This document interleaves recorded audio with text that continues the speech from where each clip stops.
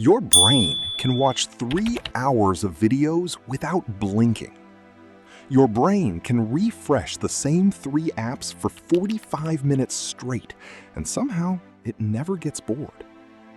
Your brain can memorize song lyrics, memes, plot twists from shows you don't even like that much. But ask that same brain to sit down and study for 20 minutes.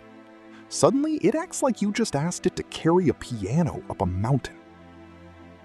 You know studying would help. You know working out would help. You know closing the laptop and starting that project would help. But knowing that changes nothing.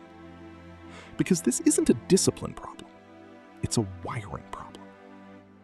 So here's the real question. Can you actually rewire your brain to want the hard thing instead of dreading it?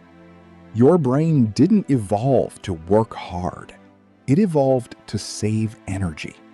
For most of human history, wasting effort could get you killed. So your brain developed a built-in effort filter. Before you do anything, your brain quietly runs the math. What's the reward and what's the cost? Scrolling? Reward is instant. Cost is basically zero. Studying? Reward is far away. Cost feels enormous. Your brain isn't broken when it picks the video over the textbook. It's just running exactly the calculation it was designed to run. The problem is, that calculation was built for a world with lions and famine. It was never built for a world with infinite, frictionless dopamine sitting in your pocket. Every time you get a notification, a like, a funny clip, a quick win in a game, your brain gets a small hit of dopamine. Not pleasure exactly, but a signal that says, that was worth it. Do it again. Do that hundreds of times a day, and your brain starts calibrating around those spikes. Compared to that noise, something like studying barely registers. It's not that your brain doesn't want reward. It's that studying has been quietly drowned out by everything louder. Imagine your motivation as a radio. Right now, it's tuned to a station blasting non-stop noise, fast, loud, addictive. Somewhere on that same dial, there's a quieter station called deep work. You can technically still find it. You just have to actually try. Because right now, the loud station is winning by default. You've felt this. You open your laptop to finally write that essay. And somehow, 20 minutes later, you're deep in a video about ancient Roman plumbing.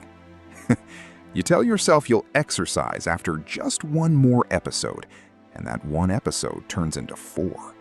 You set a 5-minute timer to clean your desk and end up reorganizing your entire phone home screen instead.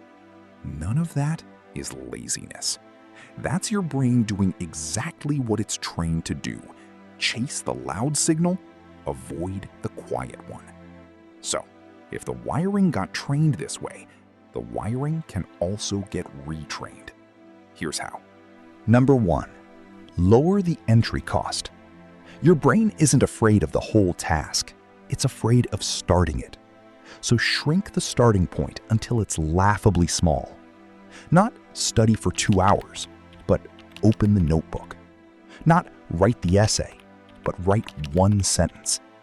Once you start, momentum usually carries you further than you expected. Number 2, starve the loud station. You don't need to quit your phone forever. You need scheduled silence. 30 minutes a day with no notifications, no scrolling, no background noise. This isn't punishment. It's how you let the quiet station get loud enough to hear again at last. Number 3, stack the reward after the work, not before. If you scroll first thing in the morning, your brain gets its dopamine early and has zero reason to work for more. Flip the order. Finish the task, then get the reward. 1 page written earns 15 minutes of your show. 1 workout earns your favorite snack. Your brain learns fast when the reward is tied directly to the effort. Number 4, make progress visible. Your brain loves proof more than promises. A checklist, a streak, a small visual tracker. Anything that turns invisible effort into something you can actually see building up. Every checkmark becomes its own tiny dopamine hit, except this time, it's pointed at the right target. Number 5, change the identity, not just the behavior. If you keep telling yourself, I'm just not a disciplined person, your brain will keep proving you right. But if you start saying, I'm someone who shows up, even for 20 minutes, your brain starts looking for evidence to support that instead. Behavior follows identity far more often than identity follows behavior. Here's the part most people miss. You're not trying to force yourself to enjoy hard things through sheer willpower. You're trying to change what your brain expects from them. Right now, your brain expects effort to feel like punishment because that's the pattern it's seen 1,000 times. Every small win, every visible checkmark, every reward that comes after the work, that's a new data point telling your brain something different. This wasn't so bad, and something good followed it. Do that enough times, and the hard thing stops feeling like a threat. It starts feeling like something you're just capable of. Not because you became a different person, but because you gave your brain new evidence to work with. Your brain was never lazy. It was just responding perfectly to years of quick rewards and zero patience for anything slower. But wiring isn't permanent.